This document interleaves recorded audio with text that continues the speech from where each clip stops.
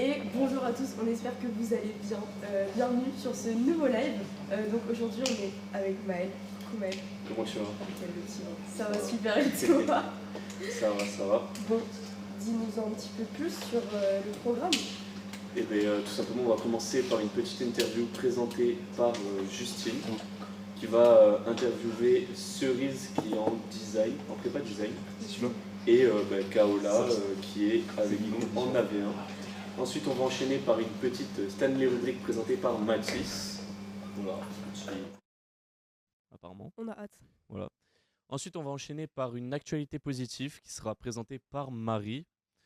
Et on va finir bien sûr par le BDE, du coup avec la présidente qui est Marion et un membre du BDE, Julien. Voilà. C'est parti. C'est parti, générique. Générique.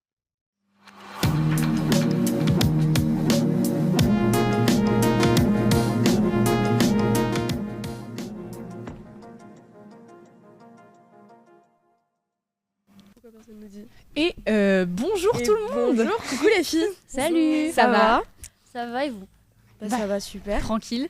Du coup, alors là, on est en compagnie de Cerise et Kaola parce qu'aujourd'hui, on va parler d'un truc un petit peu spécial qui se passe à l'IDEM depuis il y a pas longtemps. Il y a des petits clubs qui se sont créés pour, en plus le BDE qui du coup vient faire vivre notre vie étudiante plutôt. Et ben là, nous, à côté, on s'est dit que ce serait pas mal de créer des petits clubs artistiques, de théâtre, de sport pour faire vivre un petit peu nos passions indépendamment de ce qu'on fait à l'école. Donc là, Cerise, elle va venir nous parler du club théâtre du coup qui s'est créé il y a pas longtemps. Donc est-ce que tu peux nous en dire plus?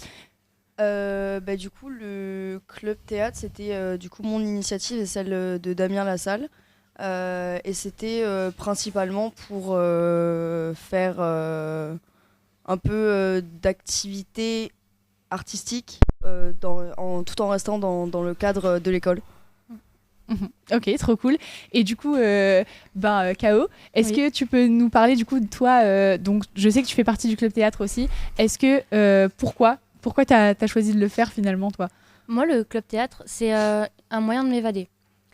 Quand je faisais du théâtre, à un moment avant au lycée, au collège, j'en ai déjà fait. Et c'était vraiment la façon de me dire, de me reposer et de m'évader dans un autre monde. D'exprimer mes émotions et au moins ça me permettait de réguler mes émotions. Ok, c'est vraiment très cool parce que du coup ce club théâtre il y a plusieurs profils qui viennent. Du coup vous êtes combien pour l'instant? On est combien? Oui, c'est ça, en fait on est une vingtaine d'inscrits. Mm-hmm. Après souvent il y a un peu moins de participants parce que selon les cours etc il n'y a pas tout le monde qui est disponible. Et on a plusieurs profils. On a des gens qui sont juste timides de base et du coup qui veulent combattre leur timidité. On a des design graphiques comme moi qui viennent pour un petit peu tout ce qui est l'éloquence, parce que dans un métier de communication, c'est important. Et puis on a des ciné d'animation aussi qui viennent pour un petit peu travailler tout ce qui est les scénettes, tout ça, pour quand ils vont devoir animer leur projet. Voilà. Ok, du coup des profils différents et pour justement des passionnés différents, on va dire. Et est-ce que du coup, autre que le club théâtre, il y en a d'autres clubs qui ont pu être créés en ce moment à l'IDEM parce que c'est tout récent et on voit des messages de Damien passer en ce moment pour justement s'inscrire à des clubs, mais il y a quoi d'autre du coup? Ouais, du coup, il y a le club photo. À ma connaissance, c'est tout. Mais le projet, c'est de faire d'autres clubs avec d'autres passionnés, etc. Ça pourrait être un club dessin, un club peinture, tout ce qui rentre dans le côté artistique. Ok. Et du coup, tu penses qu'au niveau projet artistique avec le théâtre, qu'est-ce que t'attends? À quoi tu t'attends pour justement l'année et quand t'es rentré dans le club, tu t'es dit qu'est-ce que je veux faire? Je me suis dit que c'était du coup mon moyen d'évasion, toujours. De toute façon, le théâtre, c'est un moyen d'évasion pour plein de personnes qui va permettre de s'exprimer, de faire plein de choses. Mais ce que j'attendais, c'est de voir comment ça allait se passer. Est-ce que je vais avoir le petit coup de cœur quand on voit un club et on dit « Ah, je veux faire ça » ou est-ce que j'allais être déçue ou pas? Et j'ai pas été déçue. Voilà. Cerise, c'était une très bonne initiative. Et Et en fait, la dernière fois, au dernier cours, quand on a appris à parler fort, je trouve ça intéressant parce que souvent on se bride pour parler avec d'autres personnes. Et le théâtre, ça permet vraiment de s'explorer en fait. C'est le but. Et donc c'est cool, c'est parfait. Et du coup, par rapport au projet, bon là, peut-être pas cette année, puisque à la fin de l'année, bon, on va peut-être pas faire une pièce directement, mais est-ce qu'on a des petits projets, notamment au niveau des ateliers? Est-ce qu'on voudrait inviter des gens qui pourraient nous aider justement au côté niveau théâtre, etc., extérieur, pour intervenir justement, nous apprendre à faire des trucs? Alors, l'objectif à la base, oui, c'était peut-être même d'avoir une ou un prof de théâtre qui vienne de l'extérieur.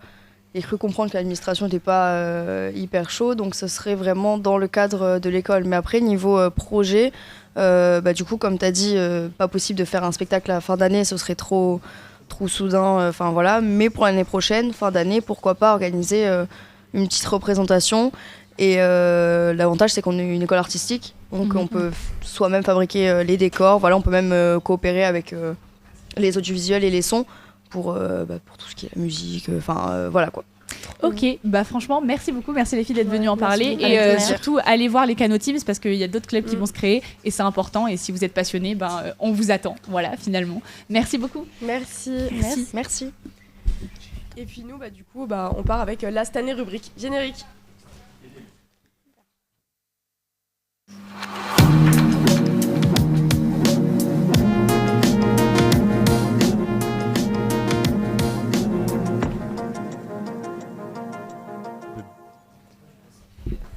Du coup, bienvenue sur la Stanley rubrique. Bonjour Mathis, comment tu vas? Et je vais super bien. Et vous? Comment allez-vous? Ça va super aussi. Excellemment bien. Super. Alors, je suis aujourd'hui présent pour vous parler de La La Land. Exceptionnel. Donc, un monument du 21e siècle. On en parle assez régulièrement, souvent à la période des Oscars, quand là, on va y arriver donc bientôt, en mars, c'est ça? Ouais. Et donc, j'aimerais donc vous en parler aujourd'hui, car c'est un film qui me tient aussi particulièrement à cœur. Je pense que c'est mon film préféré. C'est compréhensible. Est-ce que vous avez un avis par rapport à ce film? Tu veux commencer, Maëlle?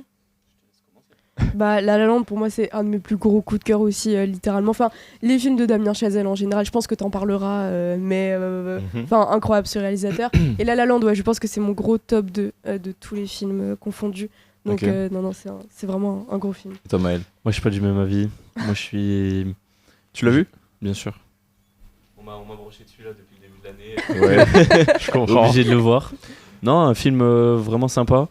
Après, pas forcément mon délire. Mais honnêtement, pour une catégorie de films comme ça. T'es pas fan des comédies musicales? Je suis pas du tout fan. Vraiment, Mais honnêtement, celle-là, c'est une des ouais, meilleures. c'est pas vraiment. Une des meilleures, mais si on se base sur les comédies musicales. Sinon, c'est un film assez agréable à voir. Mais pas non plus. Je mettrai pas dans un top. Ok. Voilà. Bon, c'est pas grave. J'en veux pas. Donc, on va ensuite passer immédiatement, tout de suite, au casting. Donc, Damien Chazelle, le réalisateur. Emma Stone et Ryan Gosling qui portent le film à eux deux. Donc, c'est un duo où tout au long du film, on ressent l'alchimie qui passe très bien entre les deux. On dirait presque qu'ils sont tombés amoureux dans le film. Alors à la base, c'était pas eux qui devaient être pris. C'était deux autres acteurs, dont l'acteur qui joue dans Whiplash. J'ai pas le nom, mais dans le film Whiplash, ça s'appelle Miles Teller.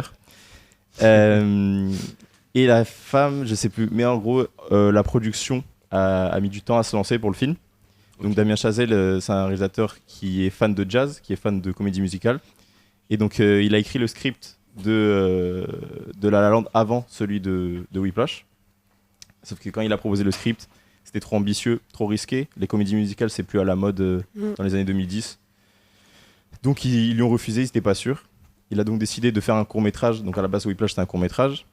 Et ensuite, après avoir reçu un prix, il a décidé d'en faire un film. Et grâce à Whiplash, qui a eu 3 Oscars, il a pu financer son film La La Land. Ok. Donc voilà. Ensuite, nous avons le compositeur de la musique. Donc c'est une musique originale. Il a composé tous les sons du film. Donc Justin Hurwitz, qui est un ami de Damien Chazelle, ils se sont rencontrés à l'université et depuis après ils se sont plus jamais séparés. Donc un grand duo qui a ensuite continué de faire des films, donc First Man, il y a eu Babylone. Babylone, ouais. Est-ce qu'il y en a que vous avez vu parmi la liste? Grave. Babylone, incroyable. Babylone. Enfin, j'ai adoré personnellement. Babylone, je pense que ça pourrait concurrencer un La La Land. Ah oui, complètement. Ça se bat en duel. L'ambition du projet et si ce n'est même le casting aussi, tout y est. On y voit une déclaration d'amour au cinéma, un peu comme La La Land, sauf que là c'est un hommage un peu plus complet du cinéma. C'est plus visé directement aussi. Ouais, c'est visé toute l'entièreté de l'industrie, alors que La La Land c'est un hommage plus qu'autre chose, c'est un hommage aux comédies musicales, aux films des années 50, 40, quand la comédie musicale Broadway, tout ça, les parapluies de Cherbourg, que le film s'est inspiré donc. Et donc ensuite, le film a eu de nombreuses récompenses. Il a été nominé 14 fois aux Oscars. Je crois que c'est un record qui est égalé avec Titanic, je crois. On a 6 Oscars qui ont été gagnés. Donc celui de la meilleure actrice, meilleur réalisateur, meilleure musique originale, meilleure chanson originale, City of Stars, meilleur décor, meilleure photographie aussi. Donc pour ce qui est de la musique, je ne sais pas si vous en connaissez certaines. Certaines personnes connaissent les musiques mais n'ont pas vu forcément les films. Donc on a par exemple Another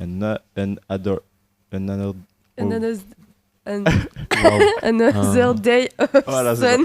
Voilà, c'est ça, City of Stars et Lovely Night. Incroyable celle-là. City of Stars qui a 2 ou 3 versions. Ma préférée c'est celle avec avec Emma Stone qui fait du piano. Ah oui. Et Ryan Gosling qui fait du piano et Emma Stone qui chante. Un petite anecdote, Ryan Gosling a dû apprendre à faire du piano. Il savait pas du tout. Combien de temps? Il a eu 6 mois. 6 mois pour apprendre. Wow. Ouais. Pour apprendre à faire. Exceptionnel. Ça crée des nouveaux talents, quoi. Ouais, c'est ça. Et donc ensuite, c'est un film qui repose avant tout sur les émotions, les sentiments. Donc, c'est une histoire qui parle de rêve, qui parle donc avec nos 2 personnages principaux qui ont chacun un rêve. Ryan Gosling, son personnage, c'est de créer un bar de jazz. Et Emma Stone, c'est de devenir actrice à Hollywood. Et donc tout au long, il va y avoir cette dualité entre est-ce qu'on continue notre relation amoureuse au prix de ne pas pouvoir réaliser nos rêves. Donc ils finissent par ne pas savoir quoi faire. Ce qui amène pour certains une tragédie, un film d'horreur. Complètement. Même si moi, après l'avoir revu, je trouve que c'est plutôt beau. C'est pas si triste qu'au début, comme j'aurais pu le penser, mais c'est interprétation. Mais c'est vrai que les gens ont pour l'habitude de dire que c'est une histoire très triste. Mais c'est ça qui est super avec La La Land. C'est bien sûr, il y a le côté esthétique, chanson, etc. Mais il y a tout le côté aussi émotionnel, l'histoire. C'est tout un combo qui se mélange super bien. Et c'est pour ça que ça fait un film quand même très, très beau et très culte au final, je pense. Donc en tout cas, merci beaucoup Mathis. Merci à vous aussi. Pour cette petite rubrique. Et puis nous, on va passer directement aux médias positifs avec Marie. Générique.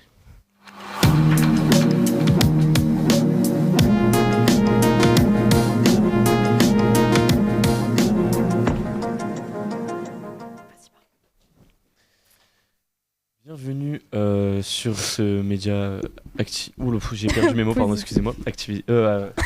Positif. Prends-le. Bon, bienvenue sur ce média positif. On est en compagnie de Marie, comment ça va? Salut, oui, ça va, et vous? Ça va super. Écoute, on te laisse la place. Donc du coup, ce que je vais vous annoncer, c'est plutôt niveau santé.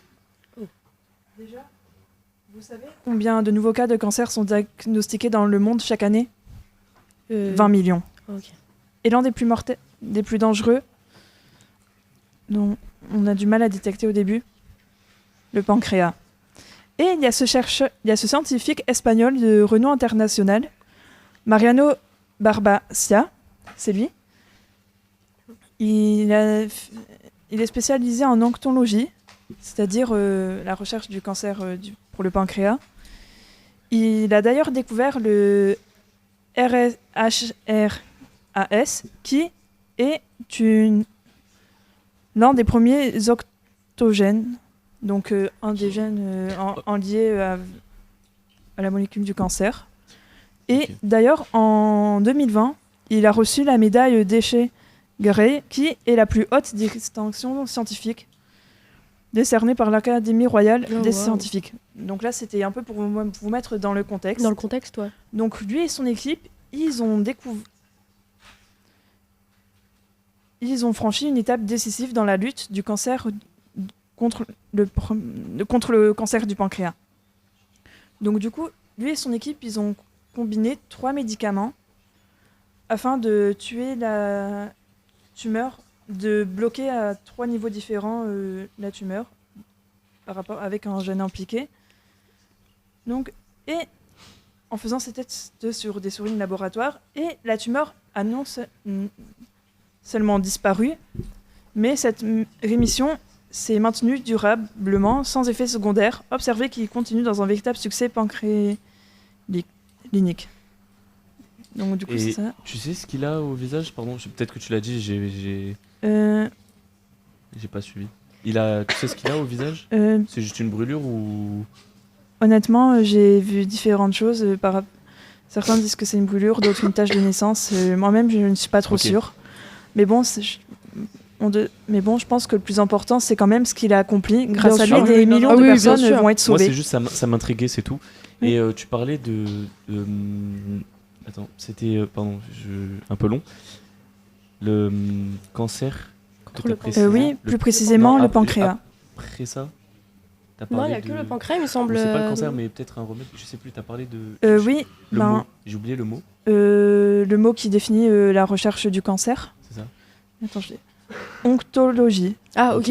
Oncologie, oui. C'est ça que je me disais, Oui. j'avais pas bien compris. Mais ok. En tout cas, c'est incroyable. Hein. C'est incroyable, il a fait beaucoup de choses. Oui. C'est un grand homme. Il a écrit surtout beaucoup pour un cancer d'articles. aussi compliqué. Donc grâce à lui, beaucoup de gens ont de l'espoir.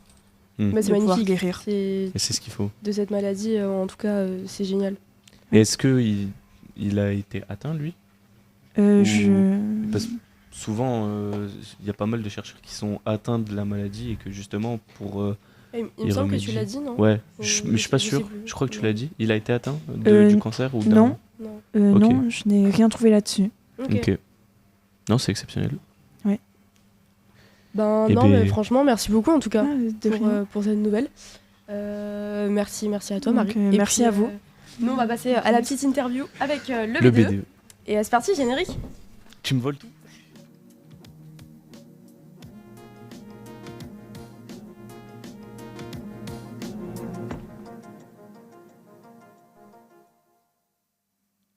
Eh bien, du coup, bienvenue à toi Marion et à toi Julien. Bonjour. Comment allez-vous? Super, et vous? En pleine forme. Ça va, très bien. Alors, donc vous êtes tous les deux, vous faites partie du BDE. Marion, t'es la présidente. Oui. Donc, est-ce qu'en premier, l'un d'entre vous peut nous définir un petit peu le BDE, nous présenter La présidente, vas-y. Hein. Pas de souci. La définition du BDE, c'est le bureau des étudiants. Donc, on essaye de faire un peu vivre l'école et faire des animations, faire des petites soirées étudiantes. Donc voilà, après, concrètement... On récolte un maximum de sous pour pouvoir organiser des événements. Voilà, c'est l'objectif. Ok. Pardon, vas-y. Au niveau, du coup, des... Bon, non, vas-y. Oh là là, pardon. Excusez-moi. Vous comme action en général, vous avez fait quoi déjà? Est-ce que vous en avez en cours? Qu'est-ce qui va venir? Parlez-nous un petit peu de tout ça. Là, on fait beaucoup de ventes pour du coup gagner un maximum d'argent. Pour plus tard, même les prochaines années, faire bien lancer le BDE pour pouvoir faire de bonnes actions, de bonnes... d'animation. On a fait aussi des événements, des soirées étudiantes, notamment à l'Arena il n'y a pas longtemps sur Perpignan, et il y en a d'autres qui sont prévus, dont une demain soir, et il y en a une vendredi prochain aussi. Voilà. Les événements étudiants comme ça, ils sont majeur pour nous parce que ça nous rapporte des sous, de la visibilité et voilà. Bien sûr. Donc vous êtes en partenariat avec certains. Ouais. D'accord. Certains Là, bars, on, etc. on essaye de relancer plein de partenaires. Ok. Donc le mieux, ce qui serait bénéfique pour l'école, ce serait tout ce qui est cinéma, etc. Mais c'est compliqué parce que forcément, ils ont plein de partenaires et BDE du Soleil, bon voilà, c'est un peu vu un peu à part. Mais on essaye là, on a pas mal de bars. Donc on essaye de toucher autres. Donc ouais, on en a déjà une bonne dizaine de partenaires là. C'est ça, et le fait qu'on soit avec les bars surtout, comme on touche généralement un public un peu plus jeune, c'est plus pratique pour nous d'aller retrouver des gens bien sûr là-dedans.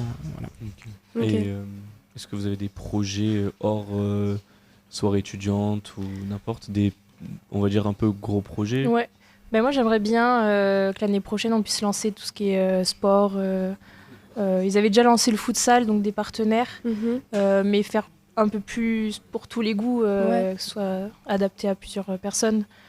Et après, cette année, dans quelques mois, on a la marque de vêtements du BDE avec des t-shirts et des hoodies qui seront vendus pour tout le monde. Et donc, dans pas longtemps, on reçoit quelques produits, on va pouvoir faire des shoots d'essayage et voilà, on va pouvoir commercialiser ça et se faire des sous. Trop bien, le design du t-shirt, en plus, il a été designé par un élève de l'école. Exactement, c'est ça.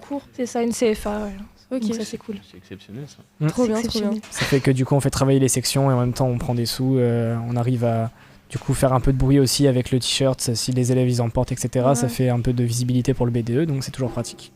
Vous êtes combien dans le BDE en tout à peu près Concrètement on est une bonne vingtaine, mais le bureau est un peu plus actif, on est une petite dizaine. Ok. Et ça en général, les tâches, elles se répartissent? Parce que j'imagine qu'il y a plusieurs sections dans le B2, donc comment est-ce que les tâches, elles se répartissent? Souvent, le bureau même, c'est un peu nous qui choisissons un peu les dates, on fait tout ce qui est planning, on choisit les activités, on fait des réunions pour savoir si tout le monde est OK, bien sûr. Et après, ceux qui sont en audiovisuel, pendant les soirées, ils font des petites vidéos, des photos pour faire les souvenirs. Donc là, en ce moment, on se base surtout sur les ventes. Par exemple, on faisait des ventes de crêpes.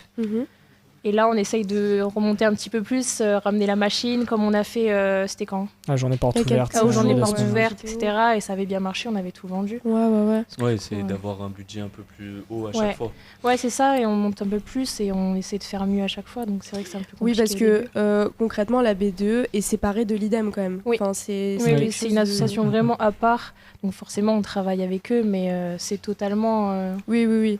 Ça reste sectionné. Et à l'intérieur du BDE, on a généralement des gens qui sont un peu sociables, qui parlent facilement, etc. Donc forcément, on va avoir tendance à toucher un peu plus de monde, à apparaître comme des gens, à paraître et à être des gens joyeux, accueillants, etc. Donc voilà. Ce qu'on est.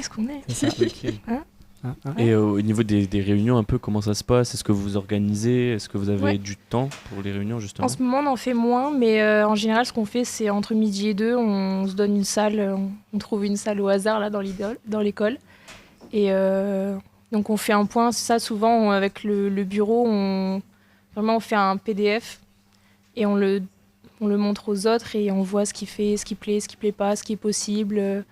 Et après, on essaye de se donner les tâches. Parfois, c'est un peu compliqué, forcément. Mais ça va. Donc là, la semaine prochaine, on essaie de faire le carnaval, d'essayer d'organiser quelque chose. Ok. Trop cool. Ouais. Bon, merci beaucoup, Marion et Julien. Vous avez Instagram. Oui. Donc, n'hésitez pas à aller vous abonner pour suivre un petit peu les actualités de la B2. Donc, c'est une fin de live. C'est une fin de live. Merci à vous de nous avoir regardés. Merci. N'hésitez pas, si vous voulez être à l'affût pour les prochains lives, on a le compte Instagram l'immédiat.live où on poste bien sûr une story avant de lancer le live, comme ça vous pourrez nous rejoindre. Et on a une chaîne YouTube pour les rediffusions. Pour les rediff, l'immédiat.tv, donc n'hésitez pas à aller regarder les rediffusions. Donc encore merci, et puis on se retrouve mercredi prochain. Au revoir. Au revoir.